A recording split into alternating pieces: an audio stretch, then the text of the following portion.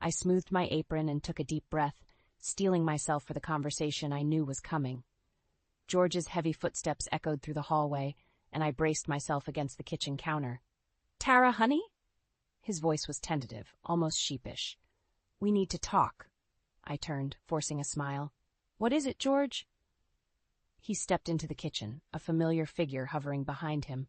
My stomach dropped as I recognized Adrian, George's brother, the last person I wanted to see darkening our doorstep. "Look who showed up." George's grin was strained.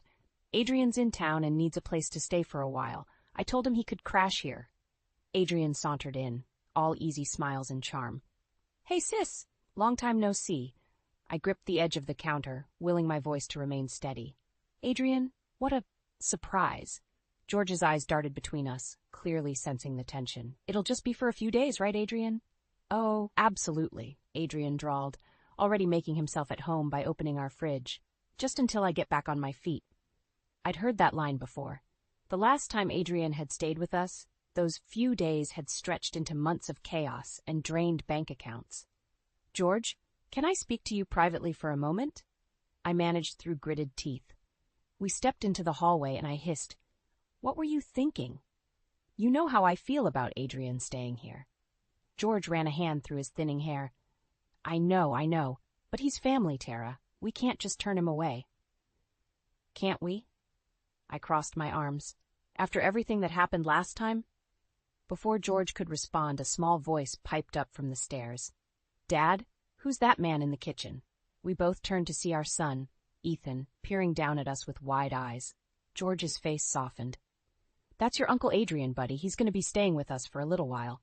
Ethan's brow furrowed. "Is that why you and Mom are fighting?" "We're not fighting, sweetie," I said quickly, shooting George a pointed look.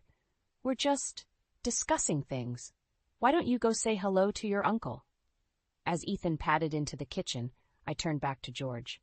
"This isn't over. We need to set some ground rules." George nodded, looking relieved to postpone the argument. We rejoined the others in the kitchen, where Adrian was regaling Ethan with some far-fetched tale. "And that's how I wrestled an alligator in Florida," Adrian finished with a flourish. Ethan's eyes were as big as saucers. "Wow, Uncle Adrian, you're so cool." I felt a pang of worry. Adrian had always been able to charm Ethan, and I feared the influence he might have on our impressionable son. "All right, Ethan," I said, perhaps a bit too sharply. "Time to get ready for bed. Say goodnight to everyone." As Ethan trudged upstairs, Adrian turned to us with that infuriating grin. "So, where am I bunking?" George glanced at me nervously. We thought the guest room would be." "Actually," I interrupted, an idea forming, "the guest room is being repainted. You'll have to take the pull-out couch in the basement." Adrian's smile faltered for just a moment. "Oh, well, that's fine. I'm not picky." As George showed Adrian downstairs, I allowed myself a small, vindictive smile. It wasn't much, but it was a start. Later that night, as George and I lay in bed, I couldn't shake the feeling of unease that had settled over me. "George," I whispered, "promise me this won't be like last time." He rolled over, wrapping an arm around me. "I promise, Tara. It'll be different this time." But as I drifted off to sleep, I couldn't help but wonder if I was naive to believe him. Little did I know, Adrian's arrival was just the beginning of a storm that would threaten to tear our family apart. A week into Adrian's stay, and our once peaceful home had become a minefield of tension. I stood at the kitchen sink, scrubbing dishes with more force than necessary, when George stumbled in, bleary-eyed and reeking of cigarette smoke. "Morning, honey," he mumbled, reaching for the coffee pot. I bit back a sharp retort. "It's 2 p.m, George. Where have you been?" He shrugged, avoiding my gaze. "Just catching up with Adrian. Lost track of time." "Lost track of time?" I echoed, disbelief coloring my voice. "You missed Ethan's soccer game. He was crushed when you didn't show up." George's face fell. "Oh, God, I completely forgot. Is he?" "He's in his room. I cut him off. Probably still crying." Guilt flashed across George's face, but before he could respond, Adrian sauntered into the kitchen, looking far too chipper for someone who'd been out all night. "Hey, family," he announced, clapping George on the back. "Who's up for a barbecue? My treat." I slammed a plate down, making both men jump. "A barbecue? Are you kidding me? You two have been out God knows where all night, and now you want to play happy families?" Adrian held up his hands. that infuriating smirk still on his face. "Whoa, sis. Calm down. We were just having a little fun." "Don't call me sis," I snapped. "And don't tell me to calm down. This isn't a frat house, Adrian. We have responsibilities here." George stepped between us, ever the peacemaker. "Tara, honey, let's not fight. I'll go talk to Ethan, okay?" As George headed upstairs, Adrian leaned against the counter, eyeing me. "You know, Tara, you really need to loosen up. All this stress can't be good for you."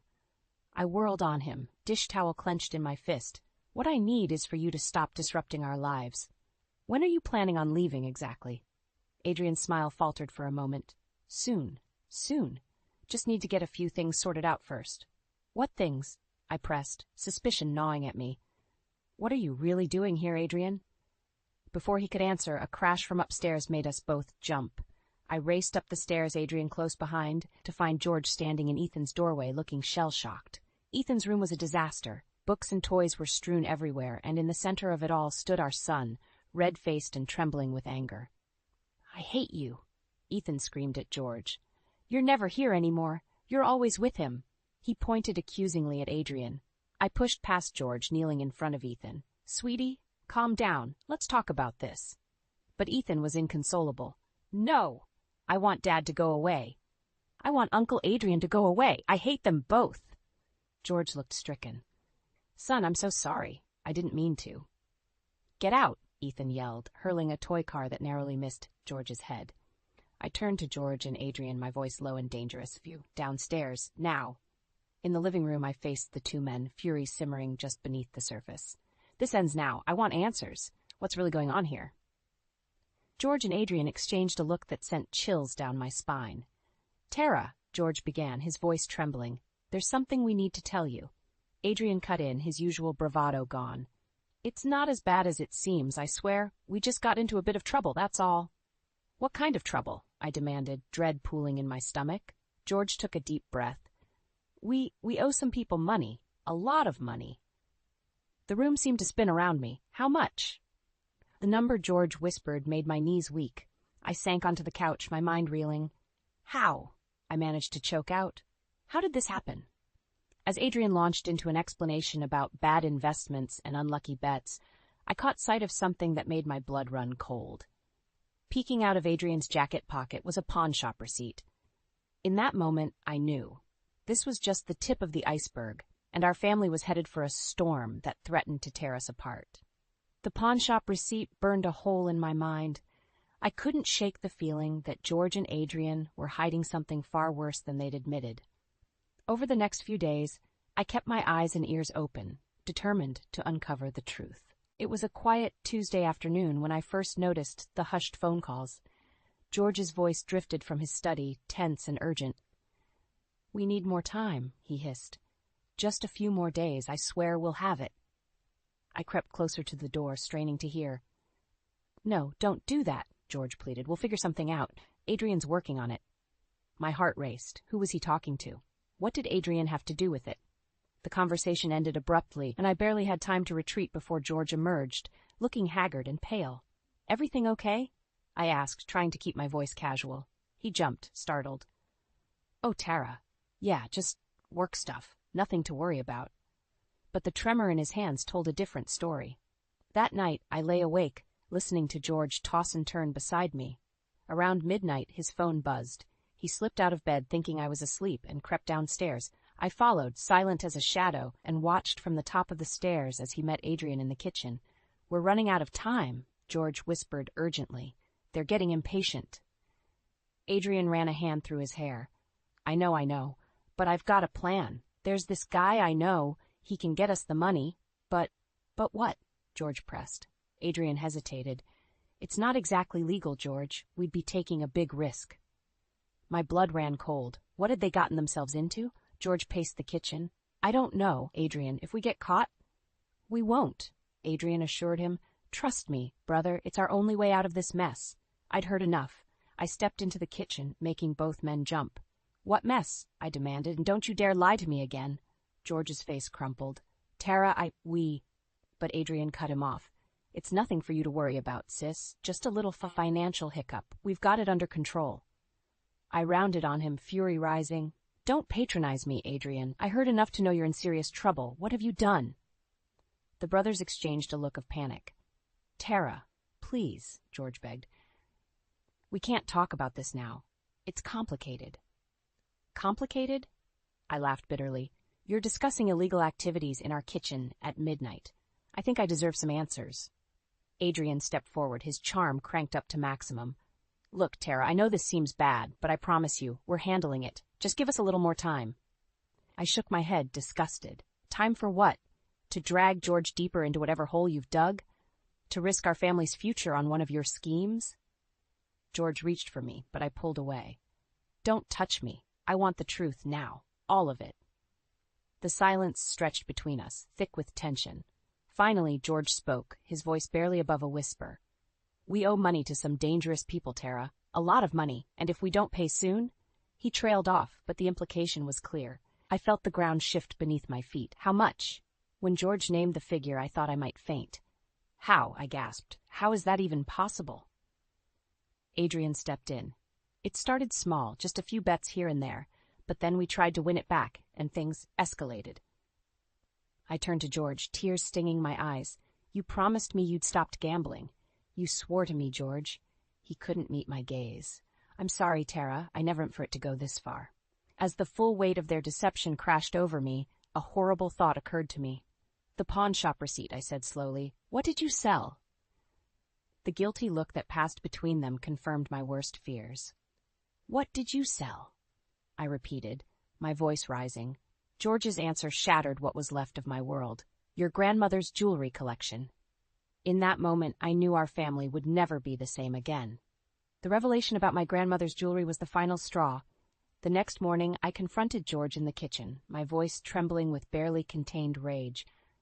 I want Adrian out of this house. Today. George's eyes widened. Tara, please. We can't just throw him out. He's family. Family? I spat. Family doesn't steal from each other. Family doesn't lie and gamble away our future. Adrian chose that moment to saunter in, oblivious to the tension. Morning, folks. What's for breakfast? I whirled on him. Nothing. Pack your bags. You're leaving. Adrian's smirk faltered. Come on, sis. Don't be like that. Don't call me sis, I shouted, my control finally snapping. You've worn out your welcome. Get out. George stepped between us. Tara, calm down. We can work this out. Work what out? Ethan's small voice came from the doorway. We all froze, realizing he'd heard everything. I took a deep breath, trying to steady myself. Ethan, honey, go back to your room. Mom and Dad need to talk. But Ethan stood his ground, his eyes darting between us. Are you fighting because of Uncle Adrian? The silence that followed was deafening. George knelt down, reaching for Ethan. Son, it's complicated, grown-up stuff.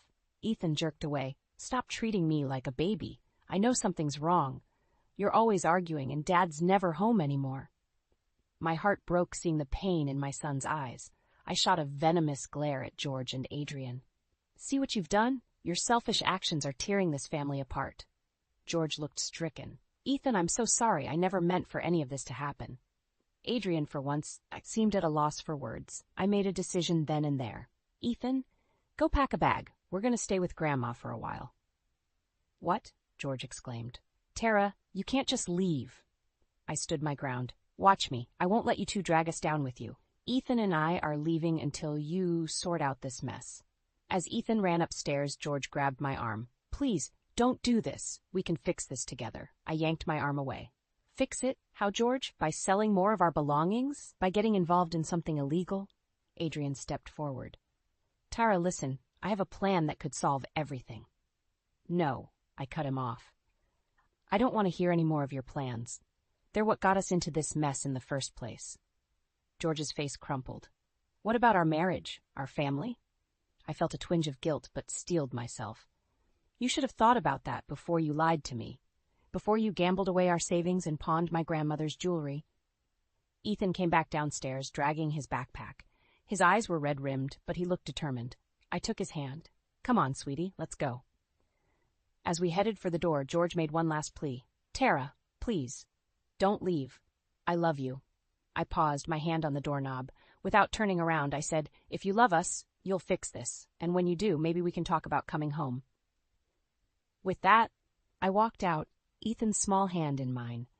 As we drove away, I caught a glimpse of George and Adrian in the rearview mirror, standing in the doorway looking lost.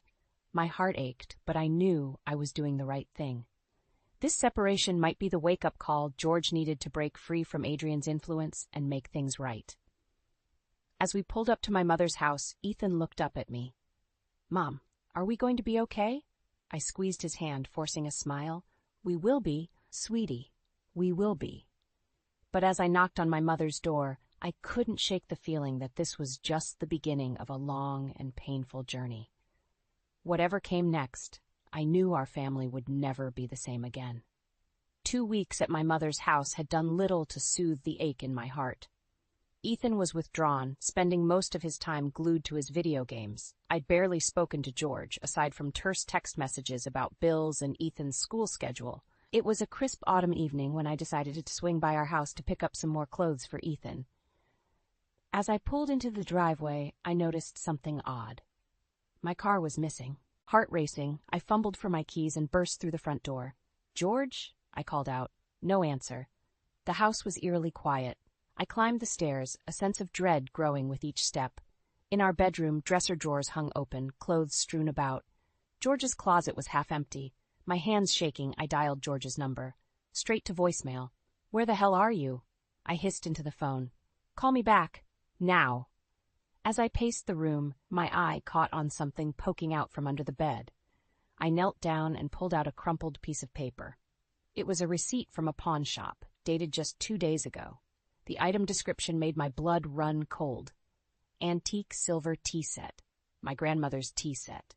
The one she'd left me in her will. The one I'd been saving for Ethan's wedding day. Fury and panic warred inside me. I stormed down to the basement, praying I was wrong. But when I threw open the storage closet, my worst fears were confirmed. The carefully packed box containing my most precious family heirlooms was gone. I sank to the floor, my mind reeling. How could George do this? How far had he fallen? My phone buzzed, startling me. A text from an unknown number. "Meet us at Riverside Park, 1 hour. Come alone or deal's off." My heart pounded. What deal? What had George and Adrian gotten themselves into? I knew I should call the police, but fear for George's safety held me back. Whatever trouble he was in, I couldn't bear the thought of him getting hurt, or worse. With trembling hands, I texted my mother, asking her to keep Ethan overnight. Then I got in my mother's borrowed car and drove to the park, my mind racing with possibilities, each worse than the last. The park was deserted when I arrived, shadows lengthening in the fading light. I clutched my phone, ready to dial 911 at a moment's notice. A figure emerged from behind a tree. George. He looked haggard, his eyes darting nervously. "Tara," he breathed. "You came." "Where's my car, George? And my grandmother's tea set?" I demanded. He flinched. "I'm so sorry, we needed the money, but it's going to be okay now. Adrian's got a plan." "A plan?" I cut him off. "Like all his other brilliant plans that got us into this mess?"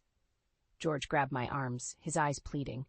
"You don't understand. These people, they're dangerous, if we don't pay them back." A twig snapped behind me. I whirled around to see Adrian approaching, flanked by 2 burly men I didn't recognize. "Well, well," Adrian drawled. "The gang's all here." One of the men stepped forward, his hand ominously inside his jacket. "You got our money?" George paled. We're working on it. Just a little more time." The man's face hardened. "Time's up. You know the consequences." In that moment, everything became crystal clear. This wasn't just about gambling debts or pawned heirlooms. My family was in real danger. I stepped between George and the men, my voice steadier than I felt. "How much?" The man named a figure that made my stomach lurch. I took a deep breath, weighing our options. We could run, but for how long? We could go to the police, but would that put us in even more danger? Or I could make one last desperate move to save my family. "I have a proposition for you," I said, meeting the man's cold gaze. "One that will get you your money and keep my family safe." As all eyes turned to me, I silently prayed I wasn't making the biggest mistake of my life. My heart pounded as I crept up the attic stairs, following the muffled voices that had woken me in the dead of night. I'd returned home yesterday against my better judgment, after George had tearfully promised things would change. Now, as I reached the top of the stairs, I realized how foolish I'd been to believe him. The attic door was ajar, a sliver of light spilling out. I peered through the crack, my blood turning to ice at the sight before me. George and Adrian were hunched over a large box, my grandmother's antique collection spread out around them. They spoke in hushed, urgent tones. "This should cover at least half," Adrian muttered, holding up a delicate porcelain figurine. George nodded, his face a mask of guilt and desperation. "What about the rest? They won't wait much longer, Adrian."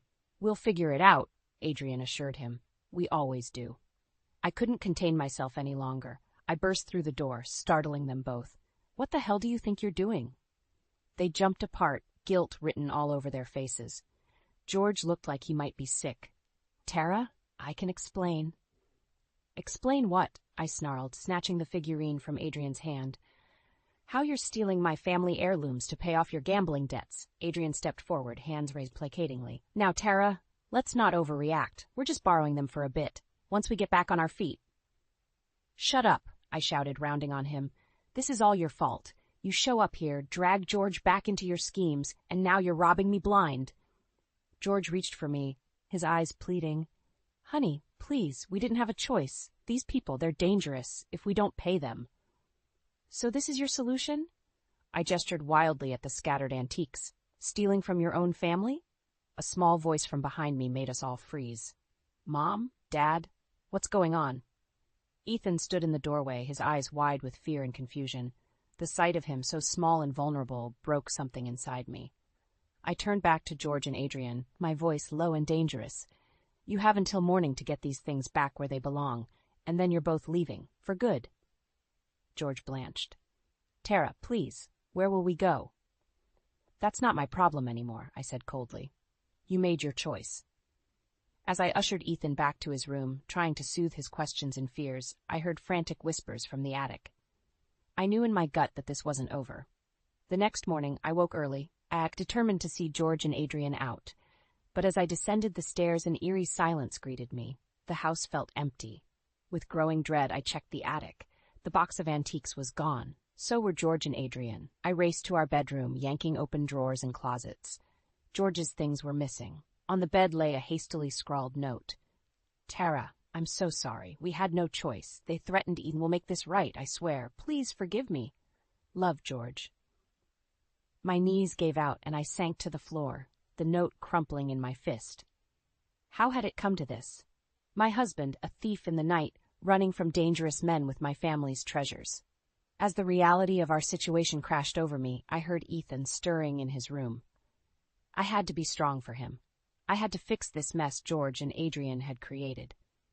With shaking hands, I reached for my phone.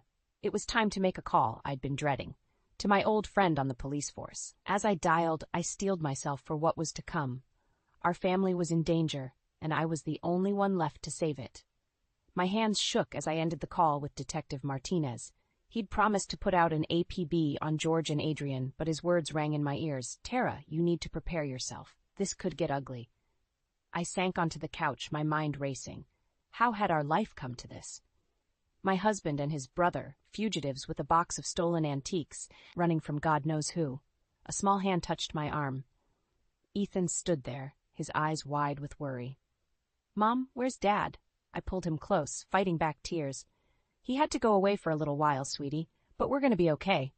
As if the universe was mocking me, my phone buzzed. An unknown number. With trembling fingers, I answered. "Mrs. Thompson?" A gruff voice sent chills down my spine. "We have your husband and his brother. If you want to see them alive again, bring $100,000 to the old warehouse on Pier 7. You have 3 hours." The line went dead. I stared at the phone in horror, my mind reeling. Where on earth was I supposed to get that kind of money? I called Detective Martinez back, relaying the message. He urged me not to go, to let the police handle it. But I knew in my gut that if I didn't show up, George and Adrian might not make it out alive. "Ethan, honey," I said, trying to keep my voice steady. "We need to go to Grandma's for a little while."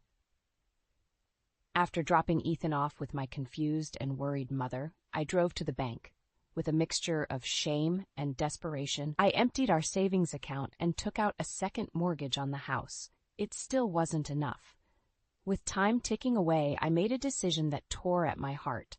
I drove to the local pawn shop, the same one where George had sold my grandmother's tea set. Tears in my eyes, I handed over my wedding ring and the few remaining pieces of jewelry I had. The dealer's eyes widened as he counted out the cash. "Lady, whatever trouble you're in, I hope it's worth all this." I wasn't sure it was. With barely minutes to spare, I pulled up to the dilapidated warehouse. The sun was setting, casting long shadows across the pier. My heart pounded as I clutched the duffel bag full of cash. "George?" I called out, my voice echoing in the cavernous space. "Adrian?" A scuffling sound came from the back, and then they appeared. George and Adrian, bruised and disheveled, flanked by two menacing figures. "Tara!" George's voice cracked.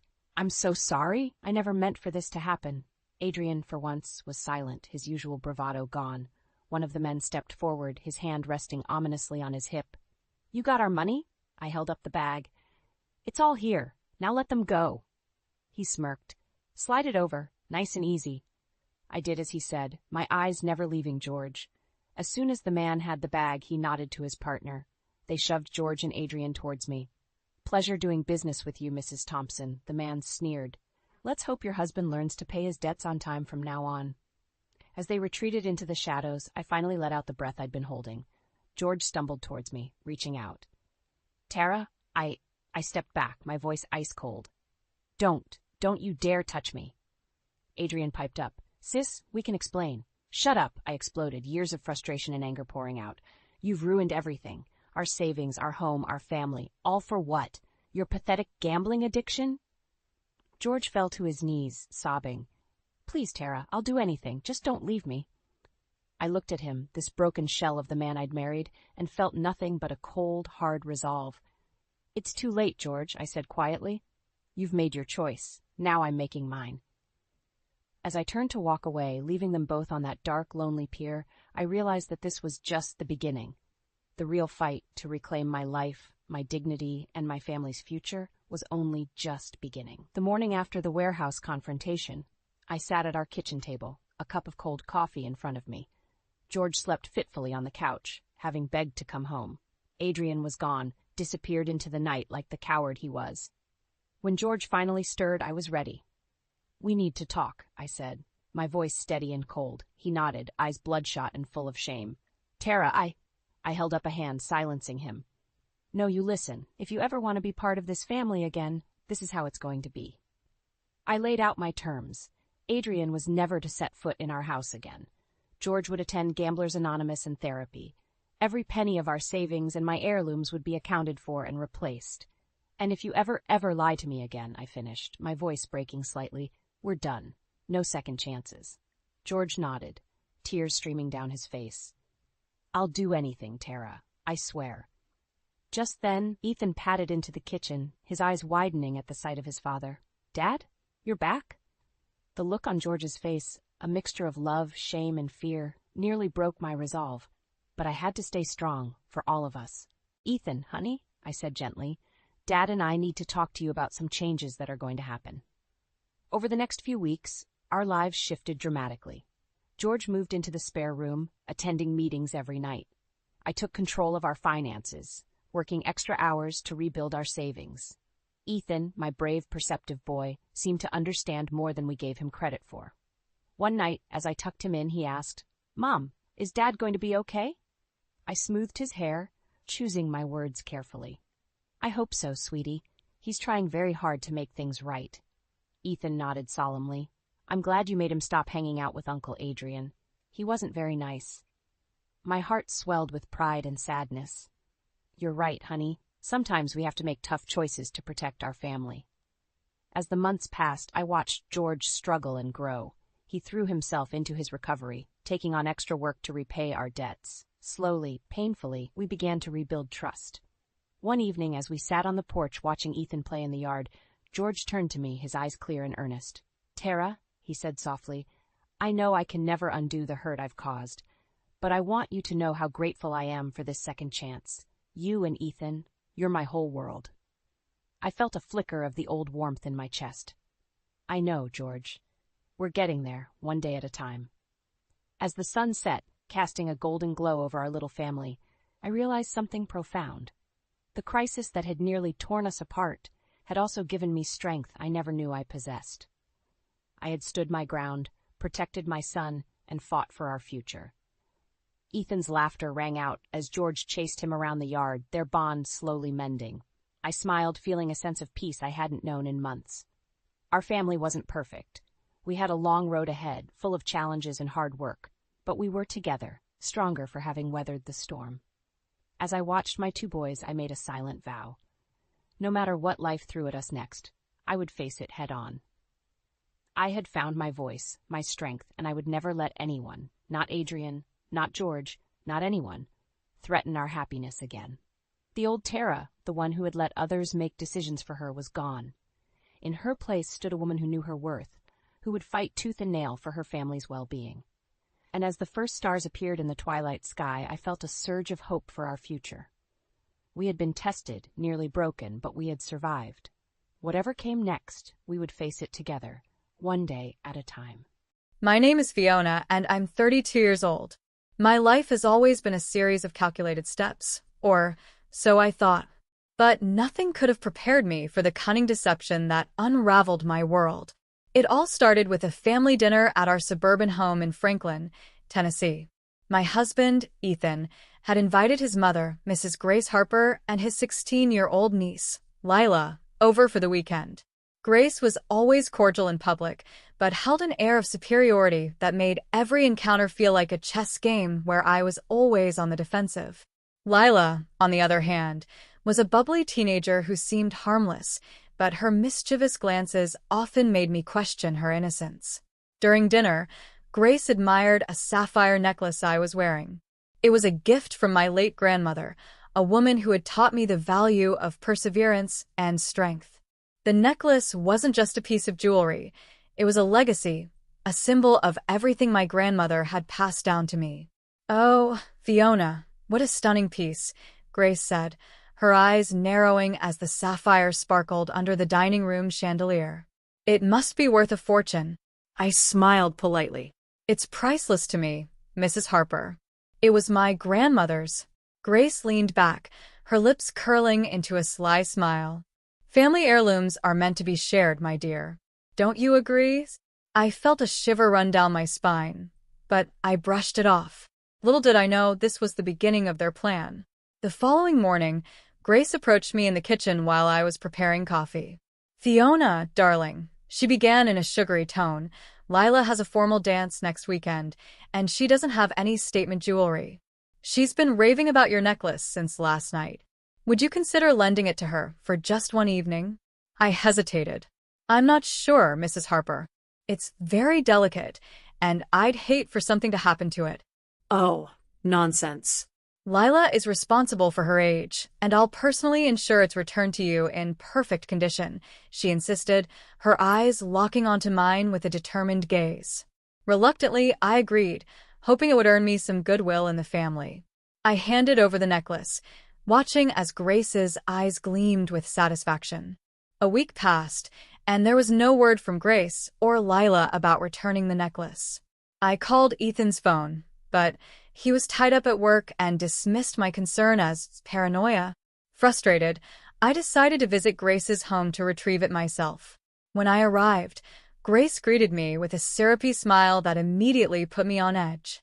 Lila wasn't home, she claimed, but she assured me the necklace was safe. "Oh, Fiona, don't you trust me?" she said, feigning offense. Lila loved the necklace so much. She wore it to show her friends. She must have accidentally left it at her friend's house. "Which friend?" I demanded, my patience wearing thin. Grace waved a dismissive hand. "Oh, you know how teenagers are. She'll bring it back. Don't be such a worrywart." A few days later, I discovered the truth in the most humiliating way. During a shopping trip in downtown Franklin, I spotted Lila walking into a pawn shop. My heart sank. I followed her inside and watched from a distance as she handed over my grandmother's necklace in exchange for a wad of cash. Anger surged through me, and I stormed up to the counter. "What do you think you're doing, Lila?" I shouted, my voice trembling with fury. Lila froze, her face turning pale. "Aunt Fiona." I was just. "Save it," I snapped, snatching the necklace from the stunned pawnbroker before he could finalize the transaction.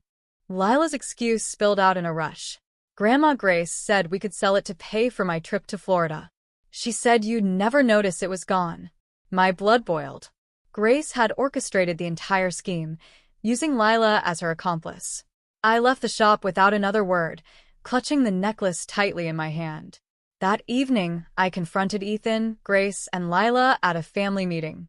I laid the necklace on the table as evidence. Care to explain this? I asked, glaring at Grace. Grace didn't even flinch. Oh, Fiona, don't be so dramatic. It's just a necklace. Just a necklace? I echoed, my voice shaking. It's my grandmother's legacy, and you tried to sell it behind my back.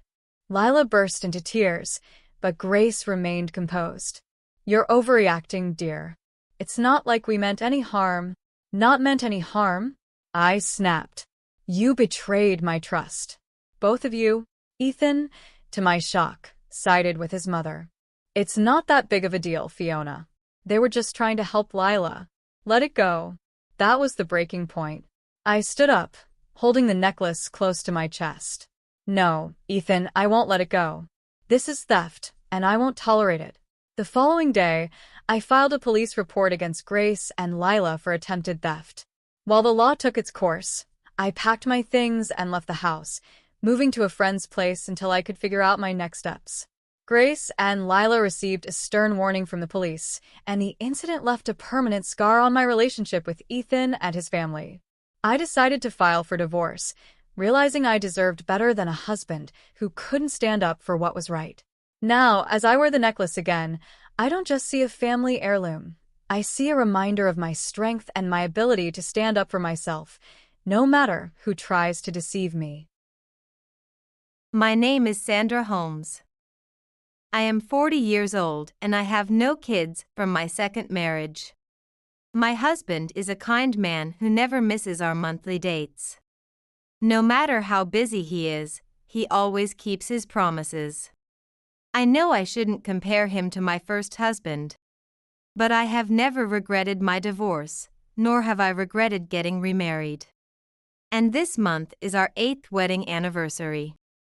My husband had reserved a table at a fancy restaurant with a view of the sea. I thought we were going to have a wonderful time. But then I ran into the last person I wanted to see. It was Jim Stone, my ex-husband from 10 years ago. We were about to leave the restaurant after finishing our meal, when my husband excused himself to go to the restroom. I was admiring the ocean view from the window. What a beautiful view. As I gazed at the sea, I reminisced about the times my husband and I had spent looking at the ocean together. Just then, I heard someone call my name. And when I turned around, "Hey, what's so beautiful? Do you think a regular ocean appears nice to someone like you who's pretty much broke?" Jim. "Hey, long time no see. Why are you... Why?" "I'm the one who should be asking you why." Jim sat down in the chair my husband had been using, looking at me as if I was a joke. "Yes, those eyes. I put up with those eyes for a whole decade of our marriage. I never thought I'd run into you here. Can someone like you, who doesn't have much money, really eat at a fancy place like this? Can you even afford it? Or are you here for a once-in-a-lifetime thing? It's our wedding anniversary." "Ah. I see. Poor people can only come to places like this on anniversaries, huh? I come here often, you know." "You're still pathetic. Isn't there someone with you?" "Yeah, there is. I just sent her to pay. You know, handling money is a woman's job." I thought he was still the same, always belittling women. "Ah, she's back. Just wait there." The woman who came back was his lover from 10 years ago. She has aged quite a bit, her beauty half what it used to be, and she looks worn out from life. I guess Jim has been living it up while his wife suffers. You're still wearing shabby clothes, aren't you? Aren't you embarrassed to dress so poorly? Talking to such a terrible man like him makes me feel sick. I turned my gaze toward the restroom, hoping my husband would return soon, and there he was. He had been watching us for a while, as I was talking to another man. Seeing the confusion on my face, he approached us. "Excuse me, do you need something from my wife?" "Your wife? This woman is your wife?" "Yes." "What do you need?" "You also look poor." "I guess poor women always remarry poor men." "Please don't be rude. My husband is a very respectable man." Jim snorted in disapproval at my response. "Humph. You must be just a useless, broke man." Then he glared at my husband. I thought, this man really hasn't changed at all. Jim was very selfish. Although he worked for a major corporation, it was unclear if he was competent. He was good at sucking up to his boss, though. He blamed his mistakes on his juniors, and loudly claimed their achievements were due to his guidance. How he managed to climb the corporate ladder is beyond me. But by the time we divorced, he had become a manager. Jim claimed he was an elite employee, but I never thought of him as elite. I graduated from a prestigious university. That's what Jim would always brag about. Not just any university, but a very different kind from the ordinary ones. When I was only dating him, I believed his exaggerated stories and thought he was really smart. But when we got married, I discovered that was his only real talent. Plus, he consistently degraded me, even though I only completed high school. Your parents were too poor to send you to university, right? But it's good for you. You didn't have the brains for it anyway. If your family had been rich, you would have had to go to university. But it would have been impossible for someone as stupid as you. My family wasn't poor. I just wanted to start working sooner rather than going to college. Ah, enough with the excuses. You can't handle not making excuses, right? You're an incompetent woman, after all. It's good for women, isn't it? Even if they're incompetent or stupid, as long as they have good looks, they can get by. If they catch a competent man, they can live well. I never imagined he would say such things before we married. So his transformation after marriage shocked me. Moreover, his parents weren't wealthy landowners. His father was just a director. Yet he ruthlessly looked down on anyone he considered poor. You really can't do anything right. You're bad at cooking, you can't clean, and you can't even have kids. Marrying you was a huge mistake. It wasn't a physical issue that prevented me from having kids, it was the stress caused by Jim. My family has always valued frugality and cherishing what we have. But when I cooked with radish leaves to save money, he yelled, "Are you trying to feed me trash?" and threw them in the trash. It made me realize how different we fundamentally were. One day, he told me he had a lover. The woman was much younger than he was. He pushed for a divorce, saying it was better for him to remarry a younger woman. I was happy to divorce such a man. I signed the divorce papers. "Who is this man, Sandra?" "He's my ex-husband, Jim Stone." "Oh, I see." Of course, I had told my husband about everything Jim had said and done to me. It had been a painful 10 years, and I had shared it all with tears.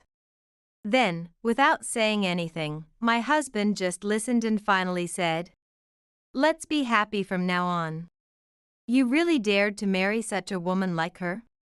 Since you're marrying a woman from a poor family, you must be a broke guy too." "Well, maybe. Maybe not." "Of course, you are. So, you're also a broke man, huh?" "What? Marrying a poor person means you're broke too, am I right? But why did you divorce such a wonderful person? Wonderful? Your eyes must be fooling you. Truly wonderful means having a beautiful wife like mine. He indicated his wife as he pointed at her, who stood there looking embarrassed. Is that woman your wife? Yes, she's beautiful, isn't she? She's actually my boss's daughter. Marrying the boss's daughter definitely helps one climb the career ladder faster. Marrying a broke woman like you probably means you're just a regular employee. Too bad. A regular employee? I haven't heard that word in years. What are you trying to prove? Bottom-tier guy marrying a bottom-tier woman. It just means you'll both be broke for the rest of your lives. And you think you deserve to eat in such a fancy restaurant like this? Well, this level of restaurant isn't a problem for us. Yeah, sure, if that's what you think. Just then, a waiter passed by. And my husband pulled out a black card, instructing him to settle the bill. Jim, surprised by the black card, tried not to show it but snorted again. Is that a black card? Showing off a card like that here, you're not used to it. Not used to it? You must have borrowed it from someone. Showing off by flashing the card. But later you'll have to pay back the person who lent you that card, right? I can imagine you're scared to splash the cash in such a place. It's all part of your act. Ha! Funny thing to say. Who would lend their card, I wonder?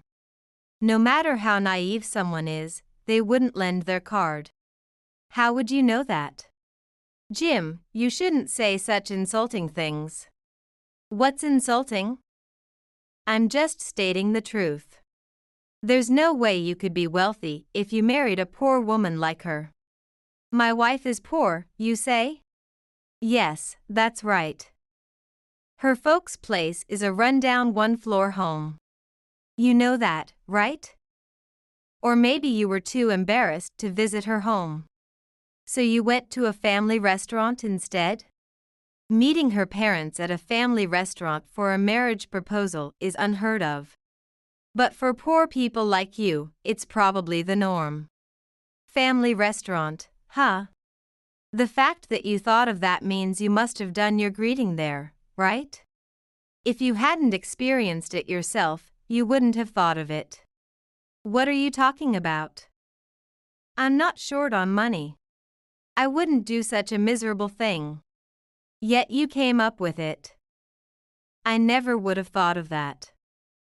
Right, Sandra? What about you? Well, I think I'd like to go to a family restaurant occasionally, but we rarely get the chance. Exactly. What? You're lying. When you were with me, you were happy to go to family restaurants. That's because I had never really been to one before. Oh, I bet. You sure talk big. Coming to such a fancy restaurant just makes you want to act all important. Maybe that's you? It seems like you don't fit in this kind of place. What?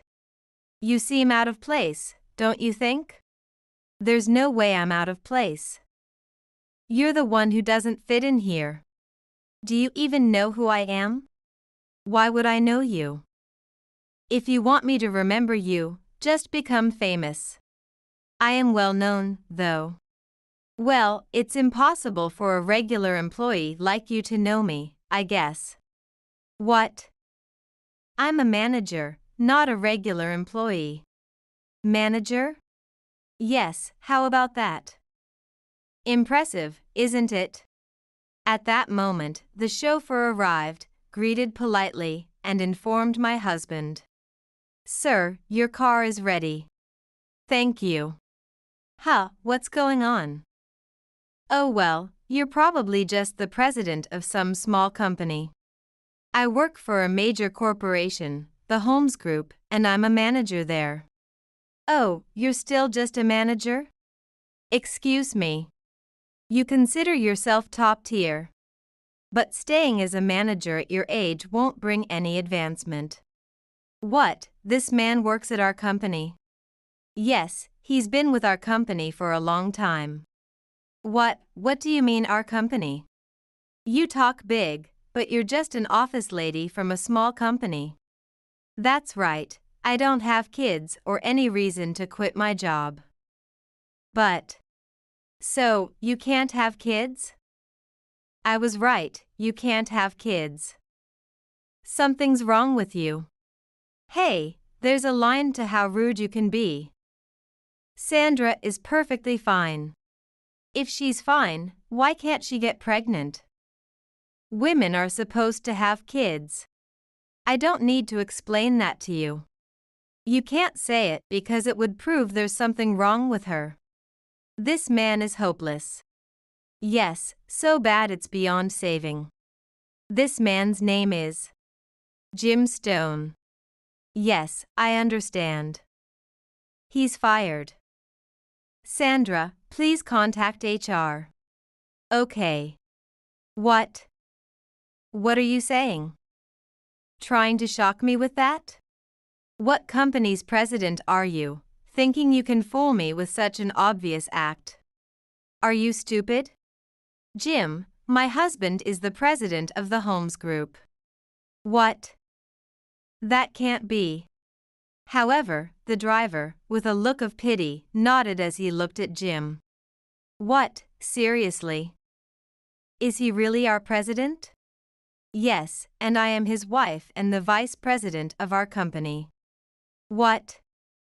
That's ridiculous. How could Sandra from a poor family end up as vice president? With just a high school diploma? Such things don't matter. Whether someone graduated from high school or college doesn't determine their worth. That's ridiculous. I will never forgive anyone who insults my wife. No, there's a union, yes, there is a union. The union will protect us employees. You're a manager, right? Managers are not union members. So, you are not protected by the union. Didn't you know that? Seriously. Well, you better brace yourself. Since you insulted my wife, you must face the consequences. Oh no. Jim had a stunned look on his face, but my husband didn't care and asked me if we should go. Then, we left the table. That night, perhaps bothered by the afternoon's events, Jim called. His attitude was completely different from his arrogance earlier. Sandra, it's been a while. What do you mean? We already had a talk this afternoon, Jim. Ah, yes. What can I do for you? Your dismissal hasn't been issued yet. Ah, you guys were just joking, right? Huh? What do you mean? About you being the vice president and your husband being the president. No, they're all true. I'm surprised you don't know who your own company's president and vice president are. Why would you be the vice president, though? Because the best way I can help my husband is from the vice president's position. No. But it's strange. Why would a high school graduate be the vice president? It's not strange at all.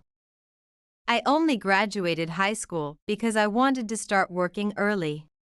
But after we separated, I acquired a college degree. Huh, really? Yes, there are schools you can do from home. So, you really are the president's wife? Yes. How did you manage to marry the president? When did you get married? We got married after I divorced you. I met the president soon after, and we dated for about 2 years before getting married. Why would the president take an interest in someone like you? Stop being so rude. Oh, sorry. Connections are mysterious, aren't they?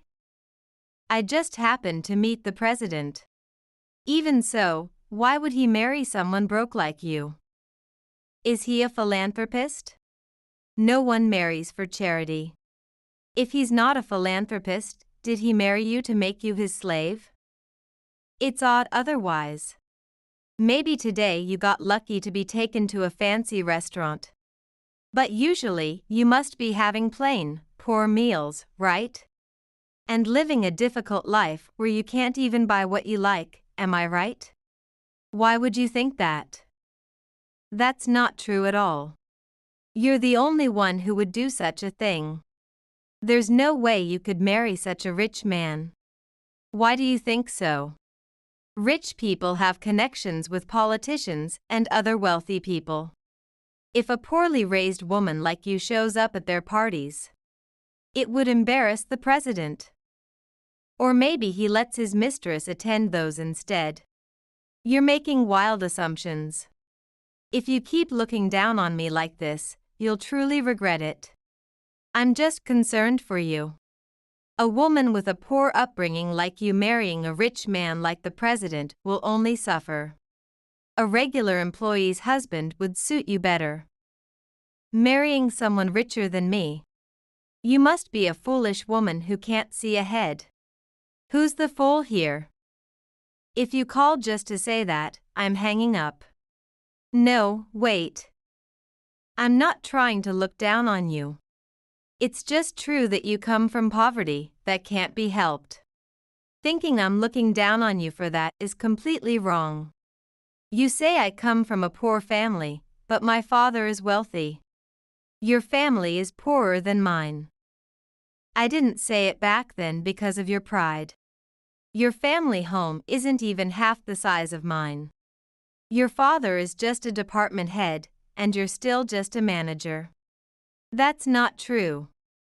When I proposed to you, you were living in a small single-story house. That was because we were renovating our home then. We had stored all our belongings elsewhere. It was just a temporary residence, no need to move to a big house, my mother said. That can't be true.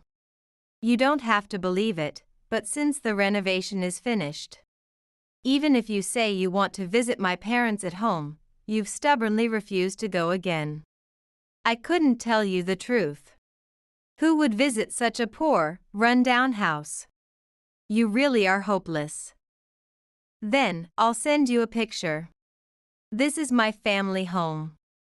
You'll see from the picture. The photo I sent was of a large mansion. That's my house. I lived there for a while after our divorce. What? That can't be true. It's true. If this is true, then why were you working as an office lady in a small company? If you're so rich, you wouldn't need to work. And if you did work, wouldn't it be at a large corporation? Indeed, my father is the president of a major company. That company was a new one he started. When it was time to decide who would be the president, it was decided that my brother would take the role. So, I volunteered to handle the administrative work. Now, that company has advanced to the top of the industry. Is that true? Were you really so rich? Yes, this is the truth. This is the real me that you used to look down on. So, that's why you could marry the president? That's not it. I met the president because we shared the same hobbies. We met through our hobbies and hit it off. He didn't know I was the daughter of a wealthy family. And I didn't know he was the president. So, you are at the company where I work because of that? How long have you been at that company? I joined the company right after our divorce. I had a connection by chance. Why? When you were with me, you were a clerk at your brother's company. And after we divorced, you changed jobs? That's right. My brother's company has grown so much. And he told me it was time to do what I love. So I thought I might as well pursue what I've always wanted to do. Then, just as a senior position became vacant, they headhunted me. But at that stage, I still had no acquaintance with the president. He was still someone high above. I don't understand. How can you have connections like that? So, rich people just connect with other rich people? That's why I'm saying those things don't matter. Why do you think like that? It's because of that mindset that you're still just a manager. I wonder why your wife hasn't gotten tired of you yet. She can't get tired of me. I'm supporting her. Keep it up with that attitude, and you'll get what's coming to you. Anyway, that's the situation, so stop belittling me already. I wasn't trying to belittle you. I really thought you were poor. About that dismissal you mentioned this afternoon. Oh, yes, your dismissal. After all the mocking you did, it's only natural you'd be dismissed. That would make me in a tough spot. Can you talk to the president so I don't get fired? What? You were just mocking me tremendously, and yet you ask not to be dismissed? That's impossible, you know. I have nothing but resentment towards you. Why? The fact that you don't think you're resented is truly astonishing. What have I done to you? There's too much to even remember, it's that much. I bet your wife thinks the same as me. Why don't you ask her what she really thinks? Though I doubt she'll tell you. I only said those things because I thought you were poor. Why do you think I'm mocking you when I'm just being honest? Once words are spoken, they can't be taken back, you know? You should understand that as an adult. I do understand that. Then you should understand why you're being dismissed, right? No, I don't understand at all. Please, I'll be in trouble if I'm dismissed. If it were just about this afternoon, the president might have overlooked it. But then you had to call and ask why this and why that. My husband is here now, frowning. He really thinks you're hopeless. Maybe you should just give up, there's no saving you. No. If the president is right there, why can't you just say so? It's only natural for a husband and wife to be together. Besides, you didn't ask if someone was with me, did you? That's true, but you've poured gasoline on your own fire. You mocked not just me, but my parents and my husband too. Look, I didn't think you'd get this angry. Please forgive me. If I had known you were a wealthy lady, I wouldn't have said such mocking things. I won't say them again, please forgive me. Just give up. I think your dismissal order will come down tomorrow. Wait, please. Jim's voice echoed on the other end of the phone, but I hung up and looked at my husband. The next day, Jim came to the president's office. His face was all white, with dark circles under his eyes. And he seemed to be in a really bad condition. I was in a meeting with my husband, the president, about business matters. But I was startled by Jim's appearance. Jim, what's wrong? I'm very sorry. Jim apologized as he sat down on the spot. Jim, what are you doing? Please, just don't fire me. What do you mean? Of course, the president knew about yesterday's conversation. He had guessed from my responses during the call. And I had detailed Jim's remarks after hanging up. Therefore, his impression of Jim was very poor, and his anger was greater than mine. I am truly sorry again. I didn't know your wife was from a wealthy family. I think she is a perfect match for the president's wife. I also heard she graduated from university, even if it was through correspondence. She's a hard worker, a far cry from my own wife. So you decided on her as your wife, and then you got rid of her, right? What? Jim looked up at the president, wondering how he knew such a thing. Of course, I've told my husband everything. We're married, after all. Or do you and your wife not talk about your pasts? No, it's not like that, but that was a long time ago. I was young then. I thought Sandra was just a poor man's daughter. So I thought it was okay to have a mistress. How does it come to that? Is that why you think it's okay to commit sexual harassment or power harassment? What do you mean? Don't tell me you haven't done it. There are complaints from your female coworkers. They say if our company doesn't handle it, they'll go to the police. Our company was just discussing what to do about it when your disrespectful remarks came yesterday.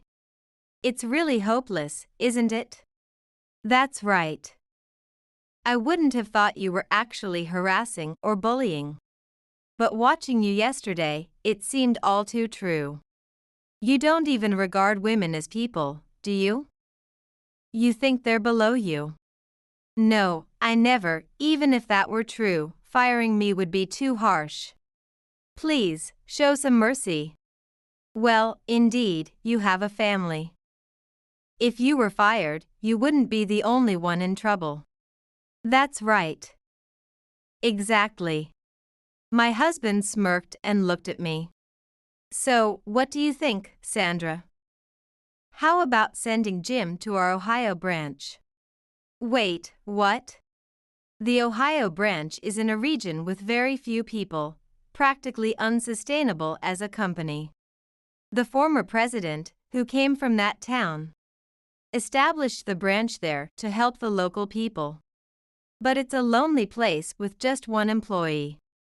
The previous employee reportedly went mad from the loneliness. We want you to turn that branch around in 3 years. If you can do that, we'll bring you back here. Of course, if you can't, you'll spend your retirement in Ohio. Thank you. I appreciate it. Under the guise of the president's mercy, Jim set off for the Ohio branch. But both myself and my husband knew it was an impossible task. Having to work tirelessly alone for the small number of town residents. It was obvious that there wouldn't be any profit to be made. Unaware of this, Jim moved to the branch all motivated. His transfer was with his mistress who had been his wife. But surely she wouldn't be satisfied with just the cold and nothing else there. And eventually, she reached her limit. His salary plummeted, and despite being the branch manager in name, his pay was minimal, leading his wife to start yelling. This resulted in daily arguments. And although he boasted that if he turned things around in 3 years, he could return to the head office, his city-bred wife couldn't believe his words. She left the divorce papers and went back to the city. Jim tried his best for a year, but no matter how hard he worked, the population wouldn't increase and no profits would come. Eventually, he realized that no amount of effort here would change anything. And one day submitted his resignation. After leaving the company on his own terms, Jim contacted his wife, but by then, she had found someone new. Jim was not only ignored by her, but was beaten up by her new man. And ended up in the hospital. After being discharged, Jim looked for a job, but at his age, he found nothing. And life became harder for him. He lived in a shabby, run-down apartment. And the only job he could find was as a nighttime store clerk. The man who had once boasted of graduating from a prestigious university now stood alone in a store at night. As for me, I continued to be protected by my kind husband. Enjoying another wonderful date this month. Marrying him changed my life so much, I'm grateful that Jim and I divorced. I never thought I'd be grateful for my mother's obsession with prenups. But here we are, I muttered, staring at the pristine white walls of our new home. The house was a wedding gift from my parents, Patricia and George, nestled in the picturesque landscape of Upper New York. It was supposed to be the start of our happily ever after, but life had other plans. My husband Bart was busy unpacking boxes in the living room, his tall frame bent over as he sorted through our belongings. "Natalie, honey, can you give me a hand with this?" he called out, his voice muffled by the cardboard. I sighed, pushing away from the window. "Coming," I replied, plastering on a smile as I joined him. As I helped Bart unpack, I couldn't shake the feeling that something was off. He'd been unusually quiet since we arrived, his usual charm and easygoing nature replaced by a nervous energy. "Everything okay?" I asked, placing a hand on his arm. Bart hesitated, then set down the box he was holding. "Actually, there's something we need to talk about," he said, his blue eyes clouded with worry. My stomach dropped. "What is it?" Before Bart could answer, the doorbell rang. He visibly relaxed, as if saved by the bell. "That must be Mom," he said, hurrying to the door. I froze. His mother, Jennifer, wasn't supposed to visit until next week. I followed Bart to the entryway, where he was already embracing a petite woman with graying hair. "Jennifer," I said, forcing a smile. "What a surprise." Jennifer pulled away from Bart and turned to me, her eyes brimming with tears. "Oh, Natalie," she said, her voice trembling. "I'm so sorry to barge in like this, but I couldn't wait any longer." Bart placed a hand on his mother's shoulder. "Mom, why don't we sit down?" he suggested, leading her to the living room. As we settled onto the couch, surrounded by half-unpacked boxes, I felt a growing sense of dread. Jennifer clutched Bart's hand, her knuckles white. "What's going on?" I asked, looking between them. Jennifer took a deep breath. "I've been diagnosed with terminal cancer," she said, her words hanging heavy in the air. "The doctors say I have less than a year." I gasped, genuinely shocked. "Oh, Jennifer, I'm so sorry," I said, reaching out to touch her arm. She gave me a watery smile. "Thank you, dear, but that's not all." She glanced at Bart, who nodded encouragingly. "I can't live alone anymore, and I was hoping, well, we were hoping." Bart cleared his throat. "Mom's going to move in with us, Natalie," he said, his tone leaving no room for discussion. I felt like I'd been punched in the gut. Our new home, our fresh start, was suddenly being invaded. But how could I object? The woman was dying, for heaven's sake. "Of course," I heard myself say, as if from a distance. "We have plenty of room." Jennifer's face lit up. "Oh, thank you both so much," she gushed, pulling us into a group hug. As we embraced, I caught Bart's eye over his mother's shoulder. He mouthed a silent, "Thank you," but I couldn't bring myself to smile back. This wasn't how our life together was supposed to begin. Later that night, as Bart slept peacefully beside me, I stared at the ceiling, my mind racing.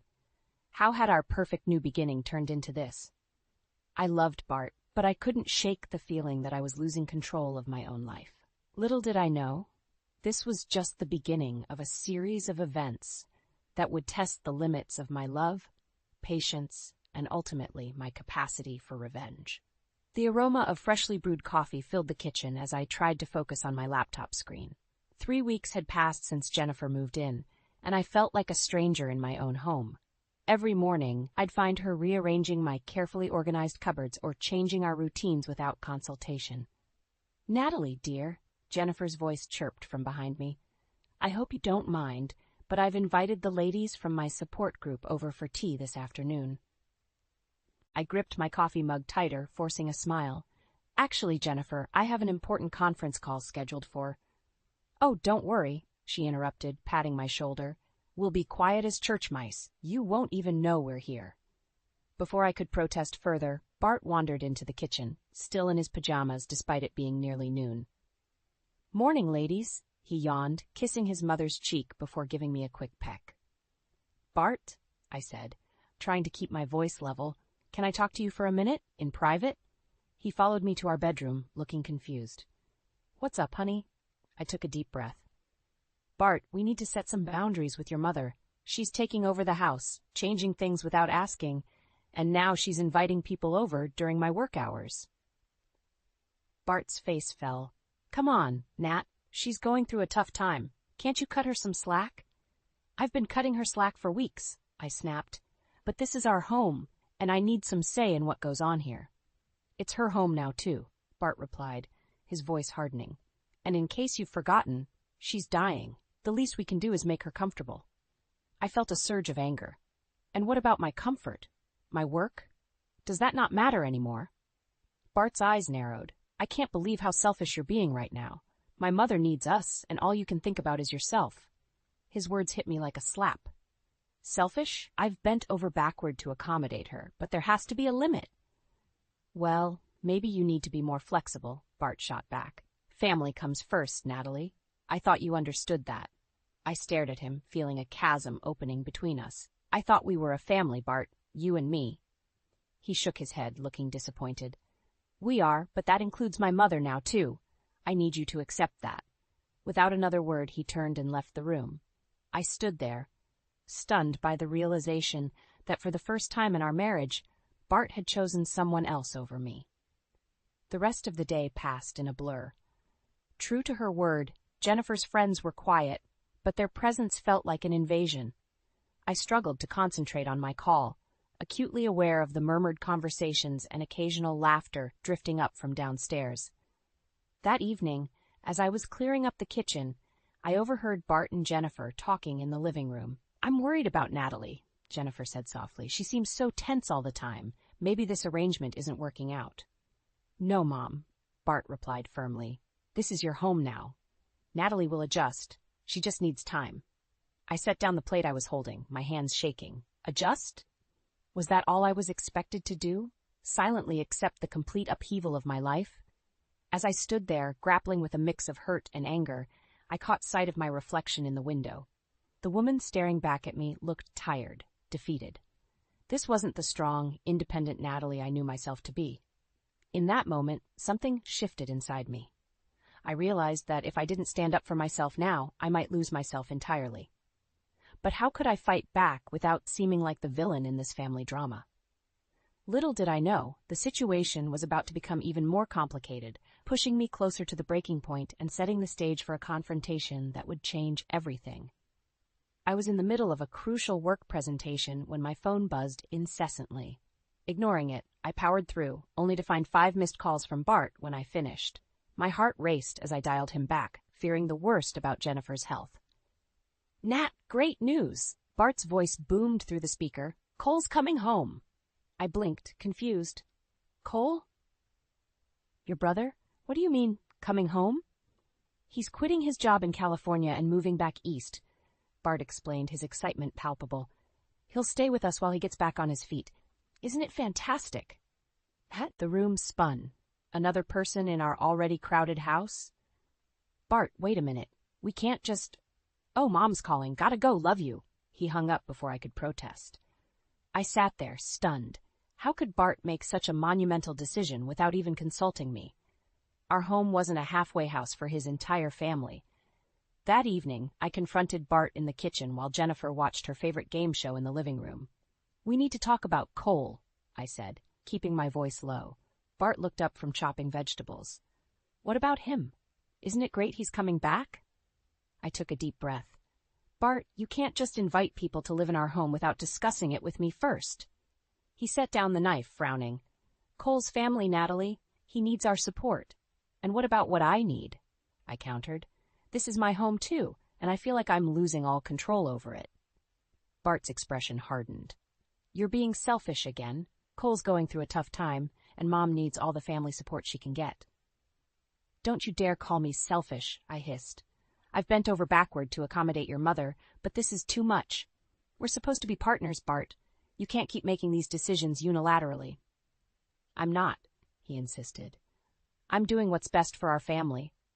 Our family? I laughed bitterly. It seems like your definition of our family doesn't include me anymore. Jennifer's voice floated in from the living room. Is everything all right in there, dears? Bart called back. Everything's fine, Mom, before turning to me with a pleading look. Can we talk about this later? I don't want to upset her. I threw up my hands in frustration and stormed out of the kitchen. As I passed the living room, Jennifer caught my eye, her expression a mix of concern and something else. Was that triumph? The next few days were a flurry of activity as Bart prepared for Cole's arrival. I threw myself into work, trying to ignore the growing resentment in my chest. The night before Cole was due to arrive, I lay awake, staring at the ceiling. Nat? Bart's voice was soft in the darkness. Are you still upset about Cole? I turned to face him. It's not just about Cole, Bart. It's about us. I feel like I'm losing you to your family. He reached out, pulling me close. "You're not losing me. You're my wife, and I love you. But my family needs me right now. Can't you understand that?" I wanted to understand. I really did. But as I lay there in Bart's arms, I couldn't shake the feeling that our marriage was slipping away, one family crisis at a time. The next morning, I steeled myself as I heard a car pull up outside. Moments later, the front door burst open, and Cole's booming voice filled the house. "Honey, I'm home," he called out, laughing at his own joke. I plastered on a smile and went to greet him, but stopped short in the hallway. Cole wasn't alone. Behind him stood a young woman, her arm linked with his. "Hey, sis," Cole grinned, oblivious to my shock. "Meet Amber, my fiancée. Hope you don't mind, but she'll be staying with us too. We're getting married." As Bart and Jennifer rushed to congratulate the happy couple, I stood frozen, feeling like an outsider in my own home. This wasn't just an invasion anymore. It was a full-scale takeover. And I was the only one who seemed to care. The once pristine kitchen counters were now cluttered with empty beer bottles and half-eaten bags of chips. I grimaced as I navigated the mess, the acrid smell of stale cigarette smoke assaulting my nostrils. This wasn't my home anymore. It was a frat house. "Cole," I called out, my patience wearing thin. "How many times do I have to ask you to clean up after yourself?" A muffled groan came from the living room. I stormed in to find Cole sprawled on the couch, Amber curled up beside him.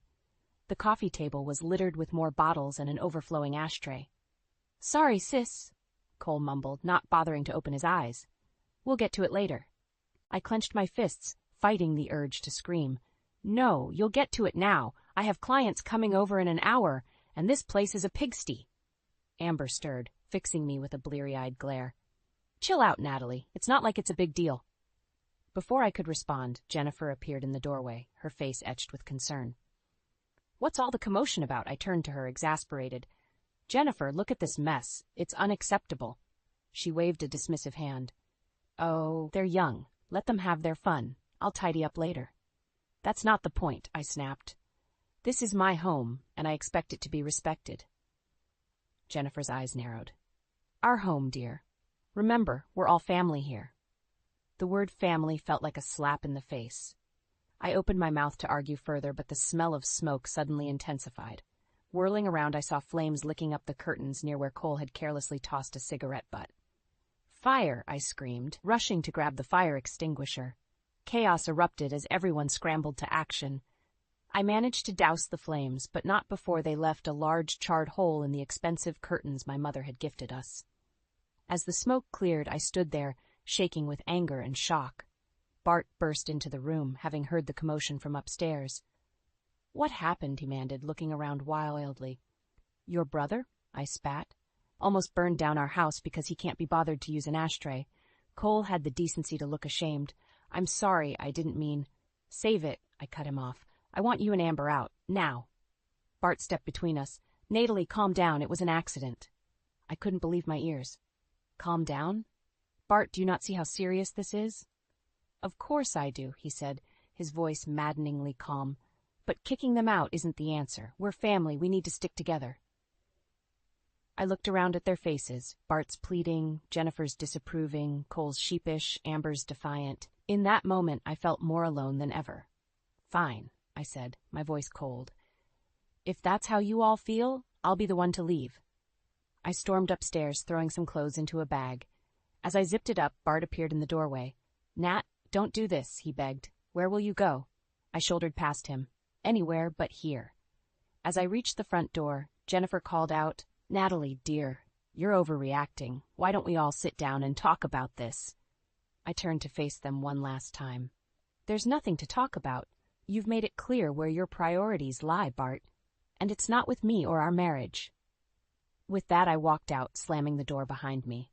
As I got into my car, hands shaking as I gripped the steering wheel, I realized I had no idea where I was going. But I knew one thing for certain. I couldn't stay in that house another minute.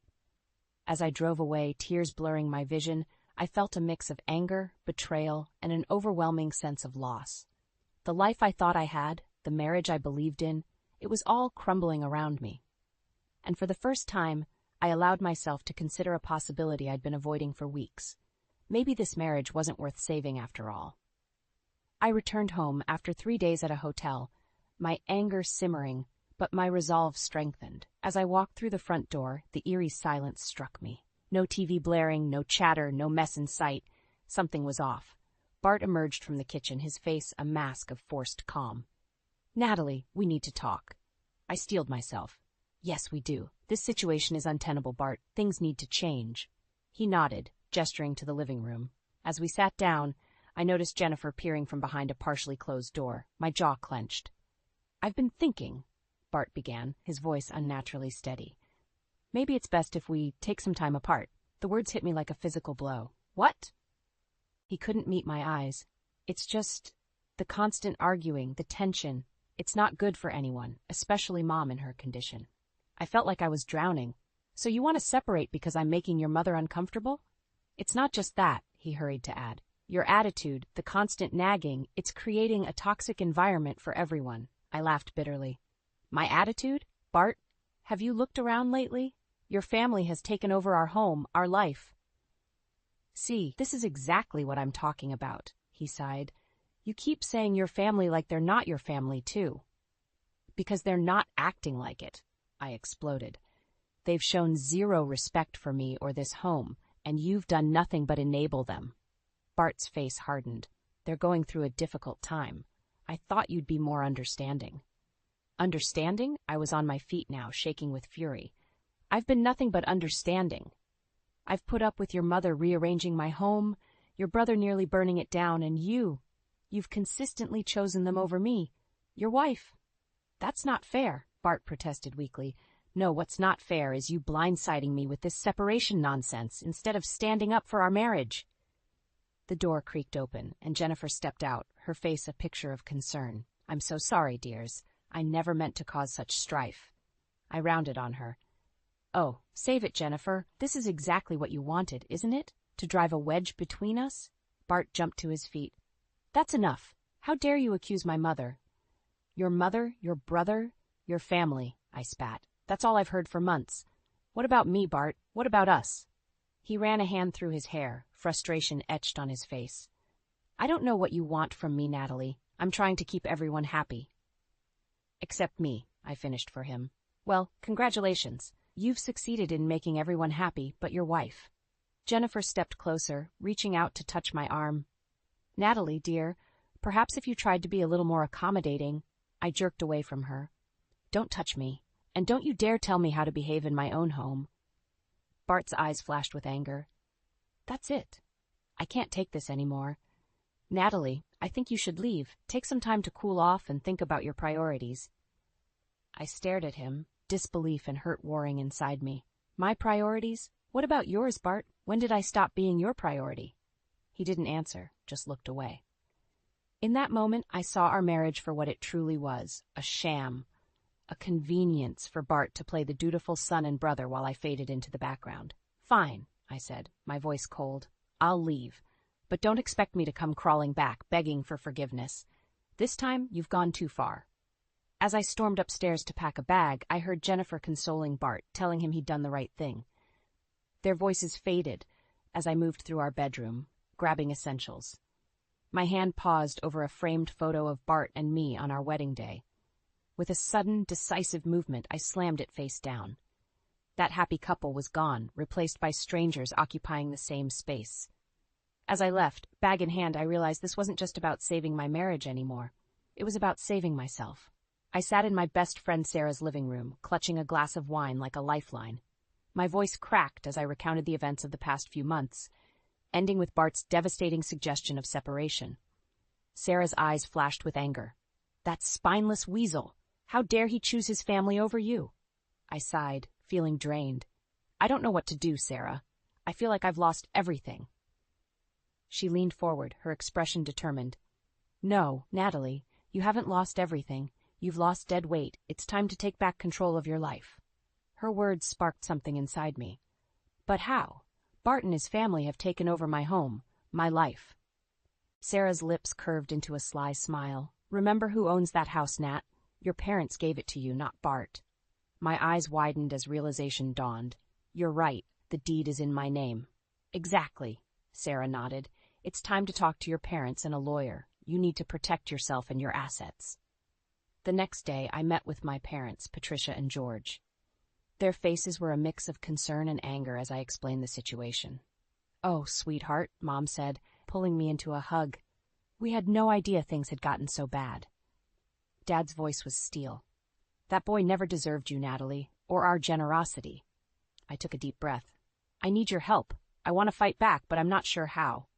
Mom and Dad exchanged a look. "We have just the person," Dad said, reaching for his phone. "Remember your cousin Michael? He's a divorce attorney now."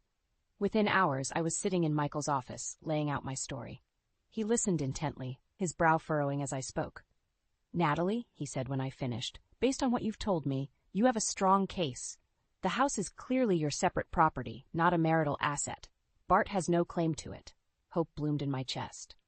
"So what do we do?" Michael's smile was predatory. "We go on the offensive. I'll draw up divorce papers immediately. We'll make it clear that Bart and his family need to vacate your property." As I left Michael's office, a plan forming in my mind, my phone buzzed. It was Bart. "Natalie, please come home," his voice was pleading. "We need to talk." I steeled myself. "I'll be there in an hour." Walking into our house, my house, I felt a surge of confidence. Bart was waiting in the living room, looking haggard. "Nat, I'm so sorry," he began. "I've been thinking, and I realize I made a mistake. Can we please work this out?" I almost laughed. "Work what out, Bart? The fact that you chose your family over me? That you let them disrespect me in my own home?" He flinched. "I know I messed up, but—" "No," I cut him off. "There are no buts. It's too late for apologies." Bart's face fell. "What are you saying?" I took a deep breath, channeling all my hurt and anger into my next words. "I'm saying it's over, Bart. I want a divorce." The color drained from his face. "Divorce? Natalie? Please, let's not be hasty." "Hasty," I scoffed. "I've been patient for months, while you and your family walked all over me." "Well, not anymore." Jennifer appeared in the doorway, her face a mask of concern. "What's going on?" I turned to her, my voice ice. "What's going on is that you, Cole, and Amber need to start packing. This is my house, and I want you all out." Bart stood up, his face twisted with anger. "You can't do that. This is our home." I pulled out the papers Michael had given me. "Actually, I can, please. This house was a gift from my parents to me. It's not marital property, Bart. You have no claim to it." As the reality of the situation sank in, I saw the shock and disbelief on their faces. For the first time in months, I felt a sense of power and control. "You have 1 week to move out," I said, my voice steady. "All of you." As I turned to leave, Bart grabbed my arm. "Natalie, please. Don't do this. I love you." I jerked away from him, tears stinging my eyes. "If you loved me, Bart, we wouldn't be here. Goodbye." Walking out of the house, I felt a mix of emotions. Sadness, anger, but most of all, a sense of liberation. The war wasn't over, but I had just won a major battle, and I was ready to fight for my life back, no matter what it took. The week following my ultimatum passed in a blur of legal meetings and tense silence at home. Bart and his family seemed to be in a state of shock, tiptoeing around me as if I might explode at any moment. Part of me relished their discomfort, but another part ached for the life I thought we'd have. On the day of our first negotiation meeting, I steeled myself in the parking lot of Michael's office. This was it, the moment that would define my future. As I walked in, I saw Bart sitting there with his own lawyer, a sharp-looking woman in her 50s. His eyes were red-rimmed, and he looked like he hadn't slept in days. For a moment, my resolve wavered. "Natalie," he said, his voice cracking, "please, can we talk about this privately?" I shook my head. "We're beyond that, Bart. Let's just get this over with." Michael cleared his throat. "All right, let's begin. Mr. Harrison, we've prepared a comprehensive divorce settlement. The main point of contention is, of course, the house." Bart's lawyer leaned forward. "Yes, about that. My client contends that as the house was a wedding gift, it should be considered marital property." I felt a surge of anger, but Michael just smiled. "I'm afraid that's not the case. We have documentation proving the house was gifted solely to Mrs. Harrison by her parents. It's her separate property."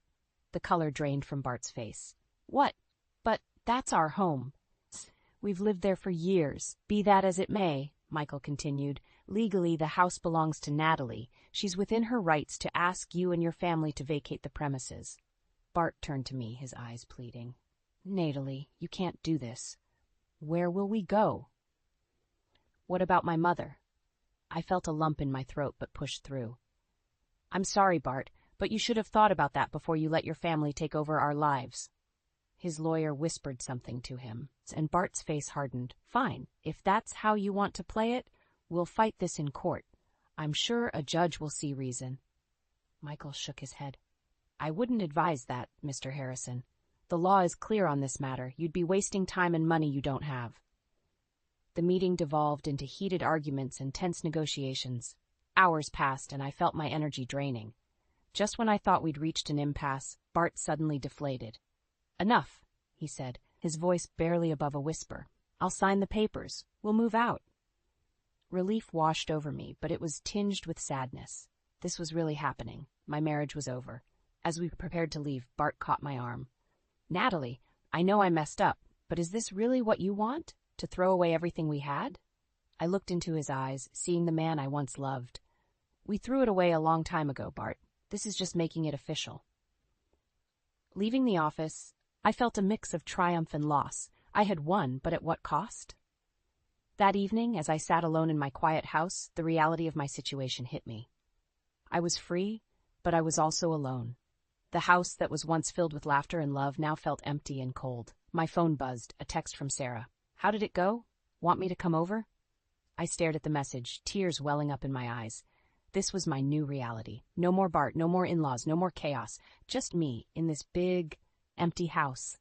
As I typed my reply, I realized that this wasn't just the end of my marriage. It was the beginning of a new chapter in my life. One that I would write on my own terms. Come over, I texted back. It's time to celebrate my independence. I took a deep breath, looking around at the house that was now truly mine. The battle was won, but the war of rebuilding my life was just beginning. And for the first time in months, I felt ready to face whatever came next. The day Bart and his family were set to move out dawned bright and clear, a stark contrast to the storm of emotions raging inside me. I stood at the window, watching as a moving truck pulled up to the curb. Bart emerged from the house, carrying a box. Our eyes met briefly, and I saw a flicker of regret in his gaze before he quickly looked away. Jennifer followed, leaning heavily on Cole's arm. She glanced up at my window, her expression unreadable. As I watched them load the truck, memories flooded back. The day we moved in, our housewarming party, the countless dinners and lazy Sundays we'd shared. For a moment, doubt crept in. Was I making a mistake? The doorbell rang, jolting me from my reverie. I opened it to find Sarah standing there, a bottle of champagne in one hand and a determined look on her face. I figured you could use some moral support, she said, stepping inside. I smiled gratefully. You have no idea. We sat in the kitchen, watching the proceedings through the window. Sarah poured us each a glass of champagne. To new beginnings, she toasted. As we clinked glasses, Bart appeared in the doorway. Natalie, can we talk? Just for a minute? Sarah squeezed my hand and discreetly left the room. I steeled myself, facing Bart. What is it? I asked, trying to keep my voice steady. He ran a hand through his hair, looking lost. I wanted to say I'm sorry, for everything. I never meant for things to end up like this.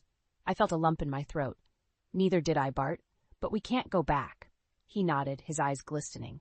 I know. I just hope, someday, you can forgive me. As he turned to leave, I called out, Bart? He paused, looking back. I hope you find happiness, I said softly. A sad smile crossed his face. You too, Nat. You deserve it. And then he was gone. I watched from the window as the moving truck pulled away, taking with it the remnants of my old life. Sarah reappeared, wrapping an arm around my shoulders. How are you feeling? I took a deep breath. Honestly, I'm not sure. Relieved, sad, scared, all of the above. She nodded understandingly. That's normal. But you know what? You're free now. This is your chance to rediscover yourself.